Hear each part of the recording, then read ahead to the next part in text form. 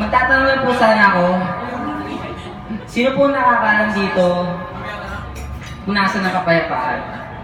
Okay lang po pwedeng magtaas ng kamay, okay lang din po yun. Ulitin ko po yung tanong, sino po yung nakakaalam kung nasaan ang kapayapaan? Meron po ba kahit isa sa inyo? Uulitin ko lang po yung tanong,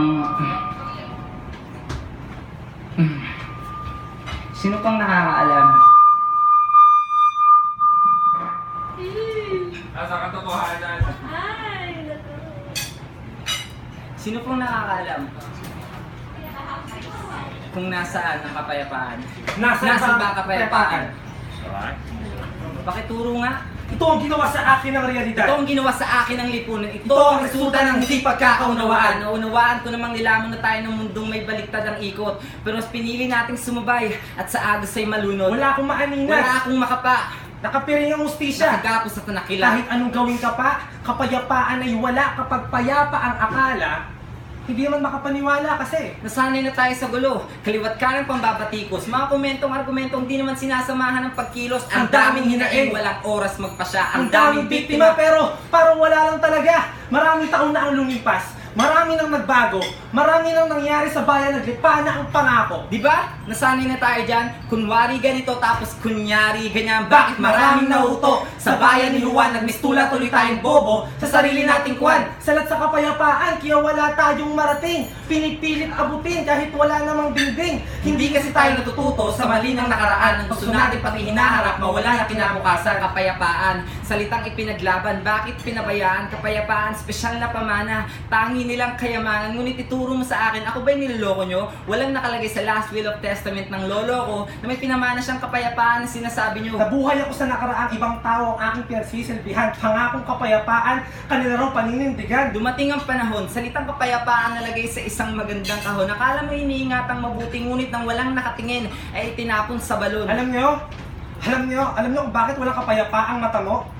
Inuuna kasi natin ang pera sa paso. Gustong hamigin ng lahat na kung anong dapat sa tao, pumapatay ng kabaro para lamang may manalo. Yan ang problema sa atin. Masyadong janid at sakim. Kumikilala ng kapangyarihang wala namang kapangyarihang magpagaling. Hinahati ang mundo. Hindi lang basta sa kulay, Sa relihiyon, sa kontinente, sa relihiyon, sa wika, sa kultura at sa tradisyon. Ang mundo umiikot sa kamay ng iilan kasi ang akala makakamtan ng kapayapaan kapag may sumuko na sa labanan. Inalipin, minaltrato, inabuso ang pagkatao. Bakit hindi pa tayo natututo sa nakaraan? Kailangan balagi may taong bigla na lang hahandusay dyan sa daan. Ilang matawat pa ba itataas? Hindi dahil ng tagumpay, kundi dahil may namatay. Sa pumputok ng baril para sa pagsaludo, sa mga sundalong ang pagliligtas ay kanilang bisyo.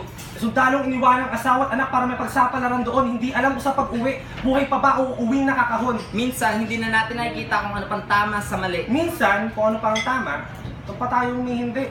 Marami pa namang paraan para lamang gumante. At yun ay gumawa ng bagay na alam nating mabuti. Ikaw, gusto ba ng kapayapaan? Madali sumagot ng oo. Ang kasunod na tanong, ano kaya mong gawin sa pagbabago? Nahihilo ang tao sa dami ng pwedeng pagpilian pero mas nakakahilo habang kumikipot ang mundo tapos sinusubukan mong pigilan. Pagbabago ang kailangan ng tao, disiplina at salitang respeto. Kakainin tayo ng sistema kung di tayo gagalaw. Kakainin tayo ng sistema kung di tayo gagalaw. Sisirain ang pagkatao dahil sa pagtutok ng baril. Mga inabusong babaeng humihingi ng tulong gamit ang mga sulat sa pader. Sana isang araw subukan natin magpalit ng posisyon. Ikaw tong nakapiring habang ako yung may kakayahang lumingon. Ikaw tong nakagapos habang ako yung may kakayahang gumangon. At ako mismo ang tatayo para pataubin ang mga hamon. Ginapos ako ng matatamis na salita, parang bulag na walang maaninag. Sa gitna ng kadiliman, tanging naririnig ko lang ang salitang ayoko na. Alingaw ang digmaan, di ko alam kung saan banda. Pag-iyak ng batang nawalan ng ina. At pagkalansing ng baryang iniingatang mabuti sa bulsa. Lumalakas na ang hangin, lumalamig na ang dampe. Sa gitna ng kaganapan, bumabakas na ang hapde. Hapde na dulot ng sistema. Kailan ka magkakaroon ng pake? Kapag ikay napahamak at dun sila'y nakahiga na, para sa mga tao, utak ay wala namang hiya. Papayag ka ba na walang gawin? Sarili mong tanim, sila ang umaangkin. Papayag ka ba na walang gawin? Ramdam na kapayapaan sa tuwing kasama sila sa iyo pa itatanggalin? Kapayapaan ba kamo? Baka pabayaan ng tao. Nagpapakamakabayan kahit hindi naman sigurado, nakikihati sa diskusyon. Kahit hindi naman kabisado, masabing mema lang. Kahit hindi naman sigurado. Nag-aabang ng solusyon? Bakit meron ba? Gusto mo ng kapayapaan? Doon ang sementeryo magpunta. Doon maraming namatay sa pakikibaka. Ay buhay nila doon na lamang napunta. Lahat ng nangahas, wala man lang nabawi. Kapayapaan sa mata ng mga nalugi. Isang habi sa isang lahi, walang salang tunggali. Pati kalapate, nakatali. Wala man lamang nagsabi. Wala na, tapos na to. Aasa ka pa ba? Kung ako nga di makakita, yung nakakakita pa kaya? Paano papapalag kung wala ng pansalag, katawang walang baluti, ginagawa ng kalasag pero di pa tapos ang bukas, gigising ka pa kapatid. Itong piling at tali ay kaya pa nating mapatid. Alam mo ba kung paano? Hindi mo lang ba nababatid na kanina pa ako pumapalag habang kanina ka pa nakikinig? Alam kong nakikinig ka. Dito ako'y nakapingin. Kaya kitang hawakan kahit kamay ko'y magkadikit. Kaya kong sabihin sa yung may pag-asa ka. Maniwala ka lang kasi. May pag-asa ka. Kapayapaan sa loob. Kapayapaan sa labas. Kapayapaan sa puso. Hindi mo pa kayang matuklas. Pumikit ka lang at damhin mo. Para malaman mo kung ano ang nawawala sa'yo.